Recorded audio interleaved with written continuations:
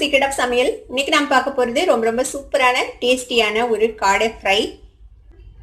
இந்த காடை ஃப்ரை வந்து ரொம்ப நல்லா இருக்கும், ரொம்பவே பிடிக்கும் எல்லாத்துக்குமே. கிட்ஸ் ரொம்ப லைக் பண்ணுவாங்க இந்த மாதிரி நீங்கள் காடை ஃப்ரை பண்ணி கொடுத்தீங்கன்னா. இது வந்து ரொம்ப டேஸ்டியான ஒரு ஸ்டார்டர் ரெசிபி இது. சரி வாங்க இந்த காடை ஃப்ரை எப்படி செய்யலாம் அப்படின்னு பார்க்கலாம்.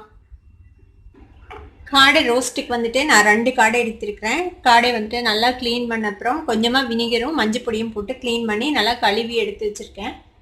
இப்போ இதுக்கு என்னென்ன போடணும்னா மசாலா பொடிகள் என்னென்ன வேணும் அப்படின்னு பார்த்துக்கலாம். இது வந்து நம்ம நார்மல் சில்லி பவுடர் 3/4 டீஸ்பூன் எடுத்திருக்கிறேன். இது வந்து காஷ்மீர் சில்லி பவுடர், கலருக்காக வேண்டி நான் காஷ்மீர் சில்லி பவுடரும் எடுத்திருக்கேன். இது வந்துட்டு ஒரு 1 டீஸ்பூன் எடுத்திருக்கிறேன். இது வந்து பெப்பர் பவுடர், சும்மா கொஞ்சமாக ஒரு 1/2 டீஸ்பூன் அளவுக்கு பெப்பர் பவுடர். இது சீரகத்தூளும் அதே அளவுக்கு எடுத்துருக்கேன் 1/2 டீஸ்பூன். இது வந்து சோம்பு தூள், இதுவும் 1/2 டீஸ்பூன். மஞ்சள் பொடி ஒரு 1/4 டீஸ்பூன் அளவுக்கு. இப்போ இது எல்லாத்தையும் இதில் ஆட் பண்ணிடலாம்.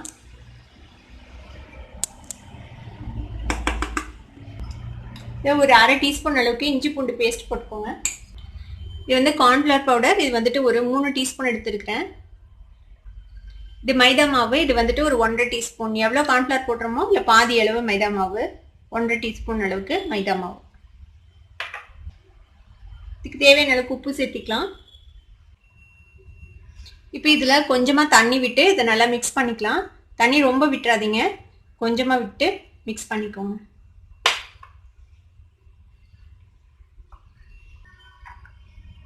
இப்போ இது எல்லாத்தையும் மிக்ஸ் பண்ணிட்டோம். இப்போ இது கூட ஒரு 1/2 எலுமிச்சம்பழத்தோட ஜூஸ் எடுத்து வச்சுருக்கிறேன். அந்த ஜூஸையும் இதில் ஆட் பண்ணிக்கலாம். இதையும் மிக்ஸ் பண்ணி விட்டுருங்க. இதோட இது நல்லா மிக்ஸ் பண்ணி வச்சுட்டோம். இது வந்துட்டு ஒரு 1/2 மணி நேரம் இப்படியே வச்சுருங்க. 1/2 மணி நேரத்துக்கு அப்புறம் நம்ம பொரிக்கலாம். நீங்கள் அதிக நேரம் மேரினேட் பண்ணிங்கனாலும் இன்னும் நல்லாயிருக்கும், நல்லா உள்ள ஊறி நல்லாயிருக்கும். இன்னும் அதிக நேரம் வைக்கிறீங்கன்னா நீங்கள் வந்து ஃப்ரிட்ஜில் வச்சுடுங்க. இப்போ காடையை டீப் ஃப்ரை பண்ணுறதுக்கு எண்ணெய் காய வச்சுருக்கேன். இப்போ காடை நல்லா மேரினேட் ஆயிடுச்சு. இப்போ நம்ம இதை எண்ணெயில் போட்டு பொரிச்சு எடுத்துக்கலாம்.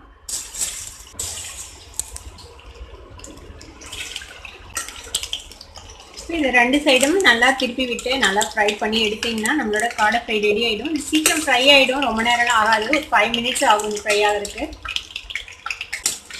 இதான் நம்ம கலர் எதுவுமே ஆட் பண்ணல, நம்ம போட்ட அந்த காஷ்மீர் சில்லி பவுடரோட கலர் தான் இது.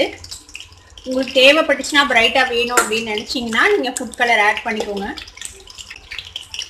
காடை வந்துட்டு உடம்புக்கு ரொம்ப நல்லது. இது வந்துட்டு ஆஸ்மாக்கு, வீசிங் ப்ராப்ளம் இருக்கிறவங்களுக்கு அவங்களுக்கெல்லாம் ரொம்ப நல்லதுன்னு சொல்லுவாங்க. அந்த மாதிரி ப்ராப்ளம் இருக்கிறவங்க இது சாப்பிட்ணுன்னா இந்த மாதிரி ஃப்ரை பண்ணி சாப்பிடாம பெப்பர் ஃப்ரை மாதிரி செஞ்சு சாப்பிடுங்க. அதுவும் ரொம்ப நல்லாயிருக்கும். என்னோட ஃப்யூச்சர் வீடியோவில் உங்களுக்கு அதுவும் ஒரு வாட்டி செஞ்சு காட்டுறேன். காடை வந்து சிக்கன் மாதிரி சூடு கிடையாது, உங்களுக்கு இது வந்து உடம்புக்கு நல்லது தான் சாப்பிட்டா. இது சீக்கிரமாகவும் குக் ஆகிடும் உங்களுக்கு. நீங்கள் கிரேவி செஞ்சாலும் சரி, இந்த மாதிரி செஞ்சாலும் சரி, சீக்கிரமே குக் ஆகிடும். பாருங்க ஃப்ரை ஆயிடுச்சு நல்லா. நான் ஒரு 5 மினிட்ஸ் பக்கமாக ஃப்ரை பண்ணியிருப்பேன். நல்லா ஃப்ரை ஆயிடுச்சு. இப்போ இதை எடுத்துடலாம்.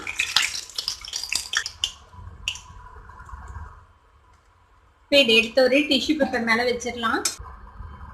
பாருங்க நம்மளோட சூப்பரான காடை ஃப்ரை இப்போ ரெடி ஆயிடுச்சு.